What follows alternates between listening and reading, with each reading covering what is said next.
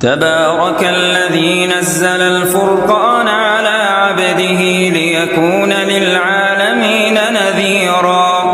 تو یہ حضرت حسین رضی اللہ تعالیٰ عنہ 10 محرم الحرام کو ان کو میدان کربلا میں دھوکے سے بلا کر ان کو شہید کر دیا گیا۔ جب ان کے پاس خطوط آئے اور انہوں نے مکہ مکرمہ مدینہ طیبہ کے جو بڑے بڑے صحابہ ہیں عبادلہ ثلاثہ جن کے نام پہ عبداللہ آتا ہے، 3 بڑے بڑے صحابہ، عبداللہ ابن عمر، عبداللہ بن عباس، عبداللہ بن زبیر رضی اللہ تعالیٰ عنہ، ان تینوں صحابہ نے حضرت حسین کو روکا اور کہا کہ آپ نہ جائیں۔ کہا کہ یہ دیکھیں 12,000 یا 18,000 خطوط آئیں اور کہا کہ آپ آئیں، ہم یزید کی حکومت کو نہیں مانتے، آپ کی امامت کو مانیں گے، آپ کے مقتدا کو مانیں گے، آپ کو ہم اپنا پیشوا بنائیں گے، آپ کو ہم اپنا رہبر مانیں گے، آپ آئیں، آپ کا انتظار ہے، فصلیں تیار ہیں، بس آپ کا صرف انتظار ہے، اور یہاں ہر اعتبار سے غدار فرار ہے۔ اس طرح کے الفاظ بنا بنا کے خطوط لکھے۔ صحابہ نے روکا اور کہا کہ آپ نہ جائیں۔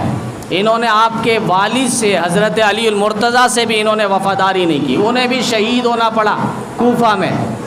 انہوں نے آپ کے بھائی حضرت حسن کو نہیں چھوڑا، ان کو بھی زہر دے کر انہوں نے شہید کر دیا۔ نماز کے ٹائم مسلح کھینچ کر گرا دیا۔ یہ آپ کے ساتھ بھی وفاداری نہیں کریں گے۔ حضرت حسین نے ایک پرچی نکالی اور کہا دیکھو اس میں کیا لکھا ہے۔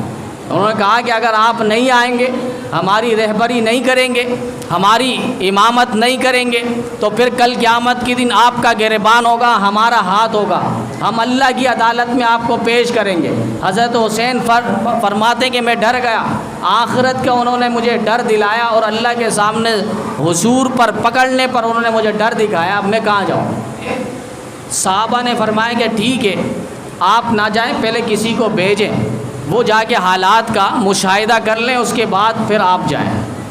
اور یہ بات بھی یاد رہیں، کربلا کا جو واقعہ ہے آپ دیکھیں گے بہت سارے ادھر ادھر کی باتیں مکس کر کے کربلا کا واقعہ گھڑا جاتا ہے، لکھا جاتا ہے کہ میدان کربلا سے آوازیں آ رہی ہیں، پہاڑوں سے آوازیں آ رہی ہیں، وہاں کی مٹیوں سے آوازیں آ رہی ہیں، فلاں یہ وہاں کی مٹی آپ لگاؤ گے جسم میں خون بن ہو جائے گا، زخم بن ہو جائے گا، فلاں فلاں طرح طرح کی باتیں۔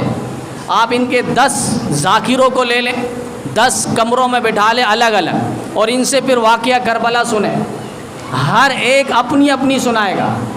یہاں تک کہ پشاور میں تو سنا تھا مفتی فضل اللہ حمادی صاحب جامعہ فاروقیہ میں ایک موقع پہ بیان کرنے لگے کہ پشاور میں ایک ذاکر ان کا مجتہد بیان کر رہا تھا اور دیکھا مجمع جو ہے ٹس سے مس نہیں ہو رہا، رو نہیں رہا، ان کا تو کام یہ ہوتا ہے مجمع کو تڑپانا۔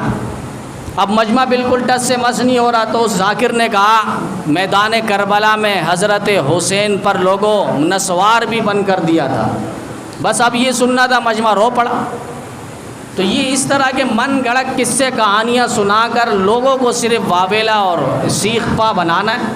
سر 10 واقعہ کس حد تک ہے تو اس کو سمجھنے کے لیے حضرت مولانا قاسم نانوتوی رحمۃ اللہ علیہ کی کتاب ہے تحقیق و اثبات و شہادت حضرت امام حسین رضی اللہ تعالیٰ۔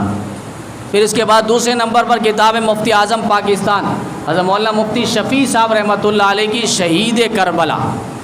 پھر تیسرے نمبر پر ایک اور کتاب ہے حضرت مولانا قاری طیب صاحب دارالعلوم دیوبند کے بڑے مفتیوں میں شمار ہوتے ہیں، محتمین میں شمار ہوتے ہیں، ان کی یہ کتاب ہے شہید کربلا اور یزید۔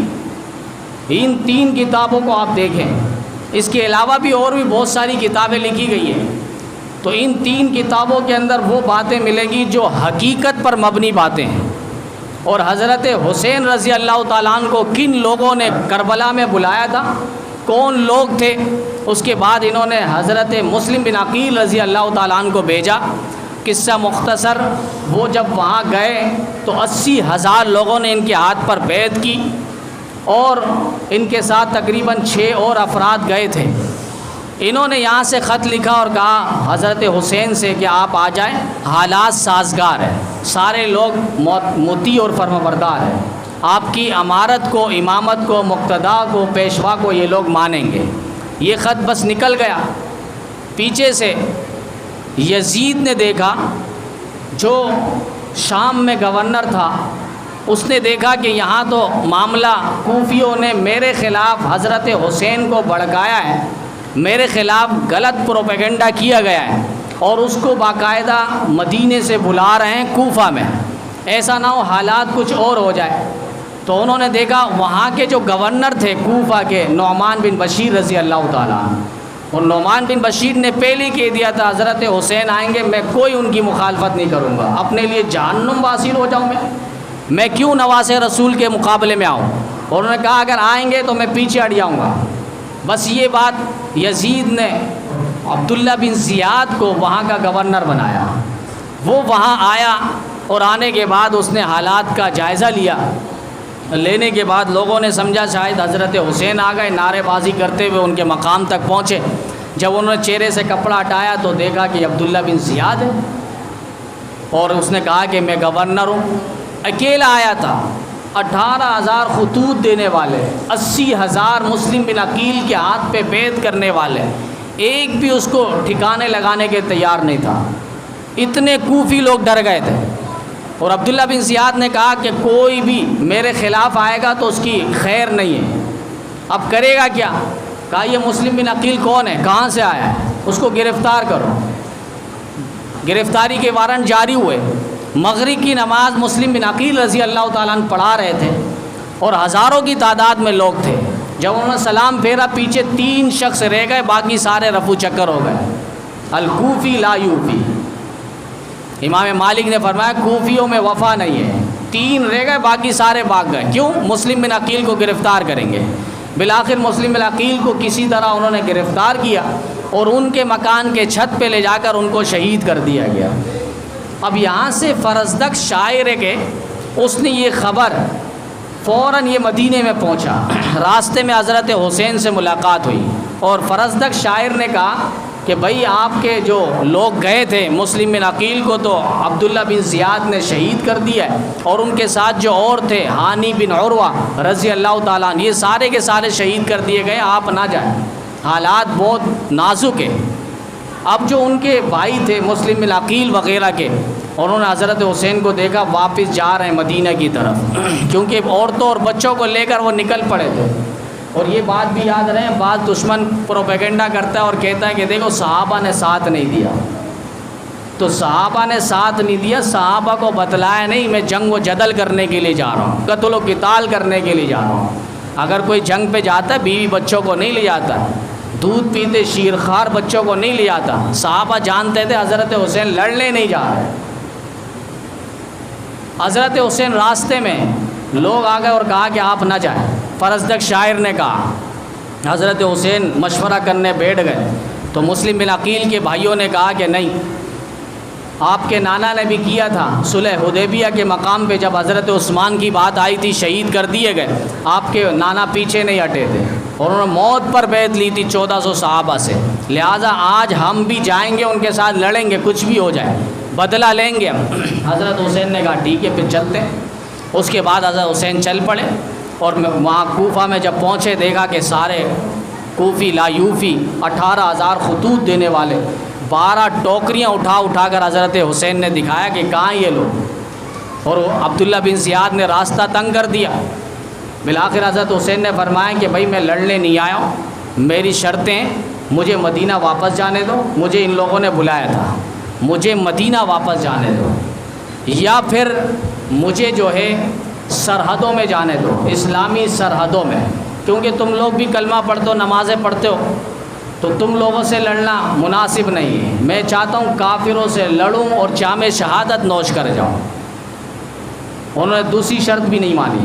تیسری شرط ہے یزید سے مجھے براہ راست ملاقات کرنے دو، میں اس سے خود ڈیلنگ کر لوں گا، جس طرح ان کے والد حضرت امیر معاویہ رضی اللہ تعالیٰ عنہ سے میرے بھائی نے خود صلح کر لی تھی، لہٰذا میں خود ان سے آج بات کرنا چاہتا ہوں۔ عبداللہ بن زیاد نے دیکھا کہ حالات یہ ہمارا کہیں اور لے جائے گا، انہوں نے تینوں شرطیں مسترد کر دی۔ بالآخر ان کے لیے دجلہ فرات کا پانی بند کیا گیا۔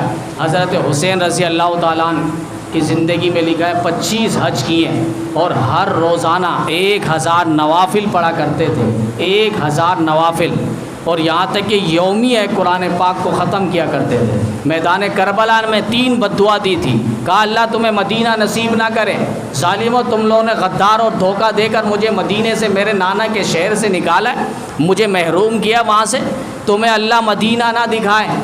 اور اس کے بعد بد دعا دی اللہ تمہیں قرآن نصیب نہ کرے، میں روزانہ ایک قرآن کریم ختم کرتا ہوں، ظالموں تم لوگوں نے مجھے جمعے کی نماز پڑھنے نہیں دی، نماز بھی اللہ تمہیں نصیب نہ کرے۔ آپ دیکھ لیں یہ تینوں پھر دعا بد دعا کہاں پر ہے۔ حضرت حسین رضی اللہ تعالیٰ عنہ یوں نہیں ویسے ہی شہید ہو گئے، 62 کے قریب جہنم واصل کیے کافروں کو، یزیدیوں کو، غداروں کو، کوفیوں کو، عبداللہ بن زیاد کے لشکروں کے بڑے بڑے کو، سرغنوں کو 62 کے قریب انہوں نے سب کو جہنم واصل کیے۔ بالآخر ظہر کی نماز کا وقت تھا اور نماز کے لیے وہ کھڑے ہوئے اور سجدے میں گئے، اس کے بعد وہ جام شہادت انہوں نے نوش کیا ہے۔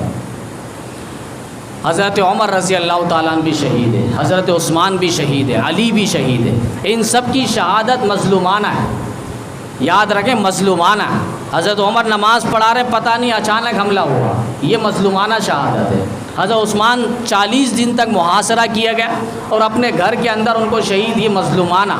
حضرت علی رضی اللہ تعالیٰ عنہ کو پتہ نہیں تھا، پیچھے سے دشمن نے وار کیا، حضرت علی شہید ہو گئے، یہ مظلومانہ شہادت۔ لیکن حسین کو آپ دیکھیں گے مظلومانہ بھی ہے اور مجاہدانہ بھی شہادت ہے۔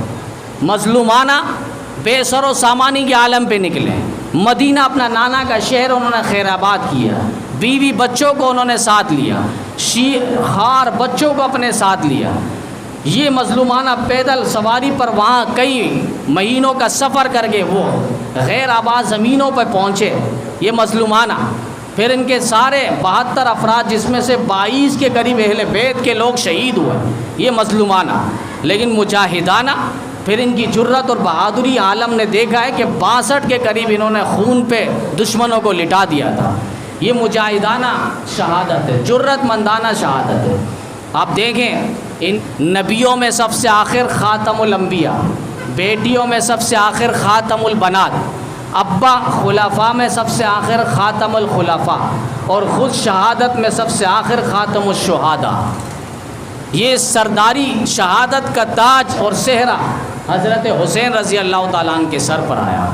آج دشمن وابیلا کرتا ہے، چیختا ہے، چلاتا، ہائے حسین۔ ہم کہتے ہیں ہائے حسین کیوں؟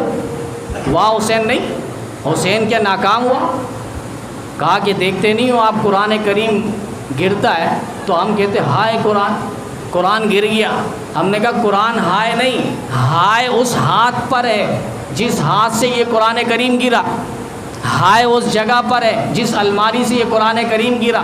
قرآن تو واہ قرآن واہ ہے، حسین تو واہ حسین واہ ہے۔ حسین کامیاب ہوا، حسین نے جرت مندانہ مظاہرہ کیا، حسین نے اپنے نانا کے دین پر استقلال اور عزم اور ہمت کوہ گرا بنا، حسین نے صبر کا دامن پکڑے رکھا، حسین نے قرآن کی تلاوت کی، حسین نے نماز پڑھی، حسین نے جرت مندانہ مظاہرہ کیا، صبر کا مظاہرہ کیا۔ یہ ہمارا حسین ہے۔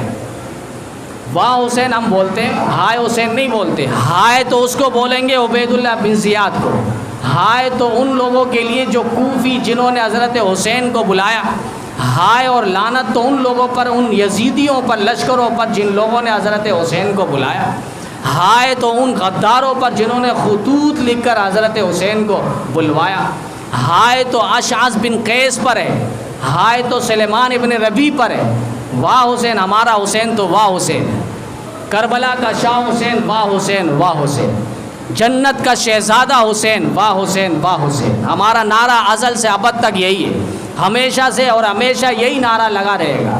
ہم ہائے نہیں کہتے، حسین ناکام نہیں ہوئے، حسین اپنے مشن پر، اپنے کاز پر، اپنے پروگرام پر، اپنے نانا کے دین پر وہ کامیاب ٹھہرا ہے۔ اور نبی علیہ السلام نے پہلے ہی کہہ دیا میرے یہ شہزادے، جنت کے شہزادے، جنت کے نوجوانوں کے شہزادے حسن و حسین ہیں۔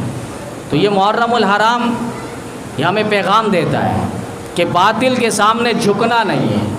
محرم الحرام کربلا کا میدان جو ہے، حضرت حسین کا کردار ہمیں پیغام دیتا ہے، جسے حق سمجھا وہاں ڈٹ جاؤ، جسے باطل سمجھا وہاں اور ان کے ساتھ مقابلے کے لیے اتر جاؤ۔ حسین کا کردار میدان کربلا میں یہ پیغام دیتا ہے، حالات جیسے بھی ہو، نماز کا وقت ہو، نماز کو چھوڑنا نہیں ہے۔ حسین یہ درس دیتا ہے باطل کے سامنے سر نگو نہیں ہونا، سینہ تان کر، سینہ چوڑا کر کے، سر اٹھا کر ان کے سامنے جرأت مندانہ گفتگو کرنی ہے۔ 3 بددعا دی، تینوں فٹ آئی۔ حضرت زینب، حضرت حسین کی بہن، انہوں نے بھی 5 بددعا دی۔ اللہ تمہیں نماز نصیب نہ کرے، ظالموں، اللہ تمہیں روزہ نصیب نہ کرے، اللہ تمہیں تراویح نصیب نہ کرے، اللہ تمہیں اپنے ہاتھ سے تمہیں پٹواتا رہے۔